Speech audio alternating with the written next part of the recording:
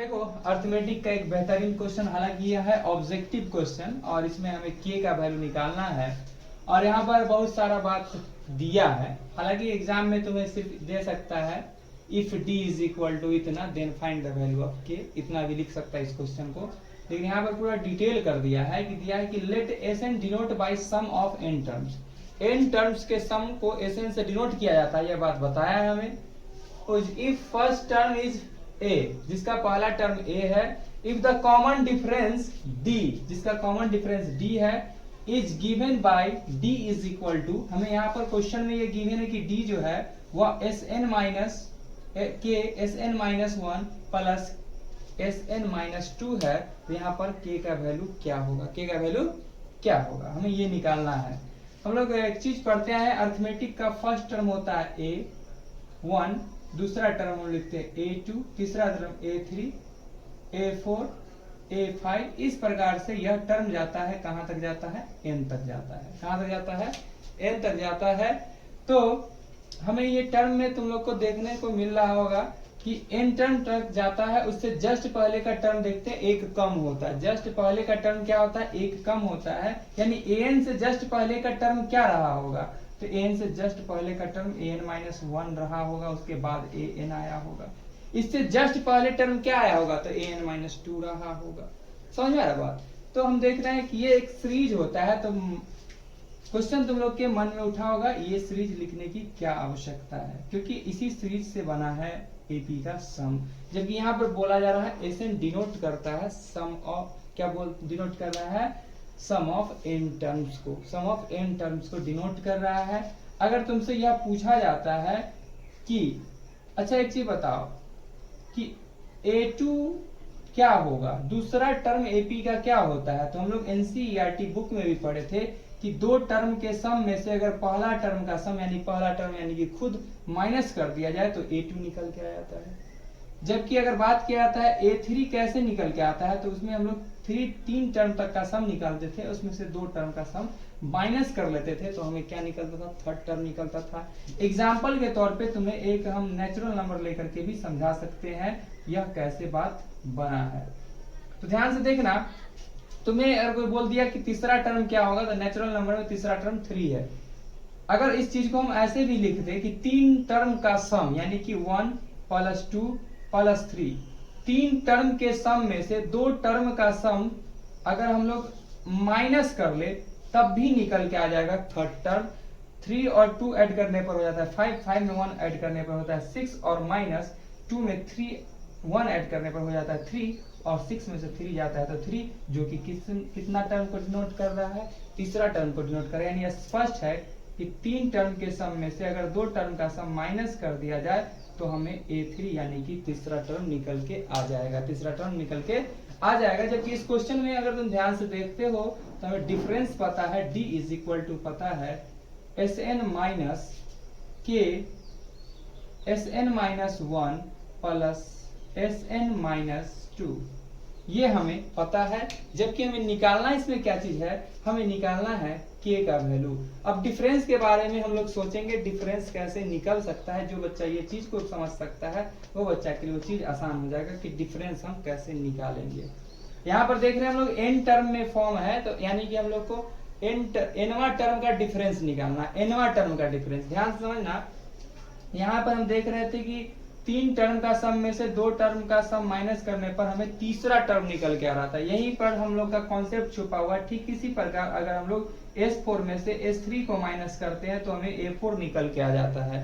ठीक इसी प्रकार अगर हम लोग AN में से, ध्यान से समझना, AN में से AN माइनस वन को माइनस कर दे तो क्या निकल के आ जाएगा, सॉरी AN बोलते हैं, SN माइनस वन माइनस कर दे तो क्या निकल के आ जाएगा, हमें AN निकल के आ जाएगा। क्या निकल के आ जाएगा, AN निकल के आ जाएगा। यहाँ तक ये समझ में आ रहा है, AN निकल के आ जाएगा। तो यहाँ पर तुम लोग डिफरेंस की जब बात करते हो, अगर देखो दो टर्म का डिफरेंस, ध्यान समझना, दो टर्म, ये दो टर्म का डिफरेंस यानी कि थर्ड टर्म और फोर्थ टर्म का डिफरेंस निकालेंगे तो क्या इसको लिख सकते हैं, हम लोग लिख सकते हैं A4 माइनस A3 जो होता है किसके इक्वल होता है, डिफरेंस के इक्वल होता है। सिमिलरली इसी प्रकार हम लोग ये भी फॉर्मूला लिख सकते हैं कि A2 minus A1 is equal to होता है डिफरेंस। तो A2 माइनस A1 के जगह पर तुम लोग ये भी तो लिख सकते हो, दो टर्म का सम माइनस एक टर्म का सम इज इक्वल टू किसके, डिफरेंस के, इज इक्वल टू किसके, डिफरेंस के। गलत बात, ये इसको हम ऐसे नहीं लिख सकते हैं, देखो ध्यान से समझना।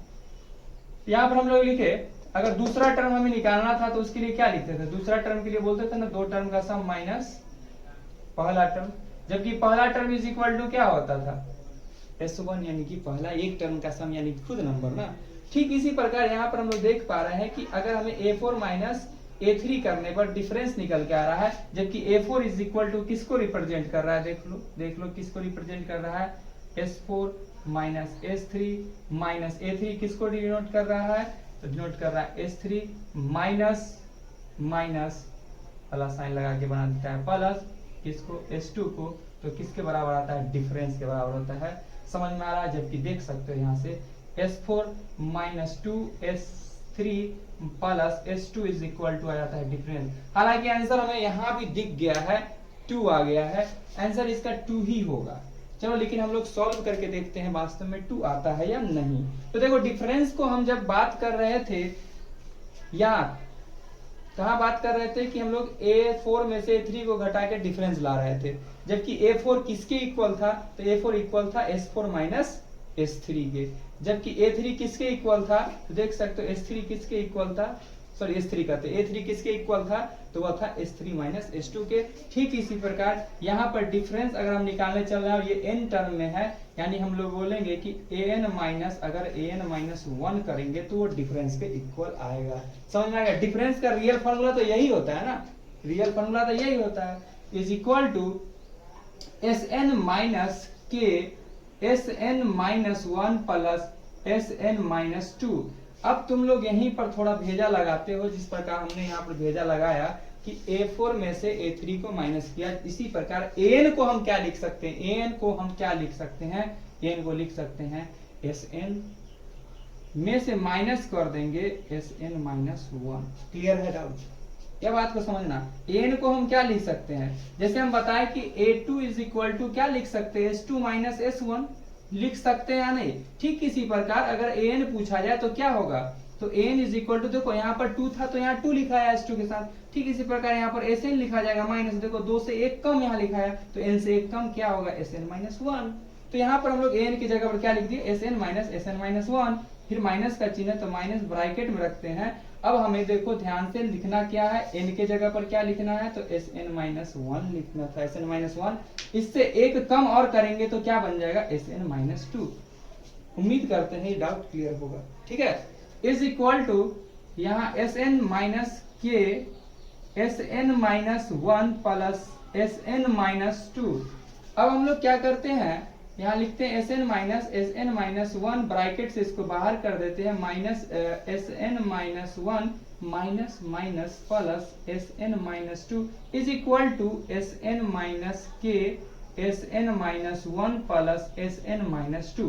अब देखो ये टर्म सेम था, उस पार इस पार कैंसिल हो गया, Sn सेम था कैंसिल हो गया, और यहाँ से हमारे पास बच जाता है minus Sn minus 1 minus Sn minus 1 बन गया minus 2 Sn minus 1 is equal to यहाँ से बच गया माइनस के Sn माइनस 1।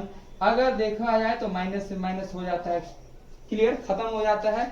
अब हम लोग दोनों को अगर हम लोग क्या करते हैं, कंपेयर करते हैं, दोनों को कंपेयर करते हैं तो हम क्या देख पा रहे हैं, Sn minus 1 Sn minus 1, k की जगह पर क्या, k की जगह पर 2, so k is equal to 2, so k is equal to 2, और यही फाइनल आंसर हो जाता है। तो उम्मीद करते समझ में आएगा, चलो इसको कर लो नोट।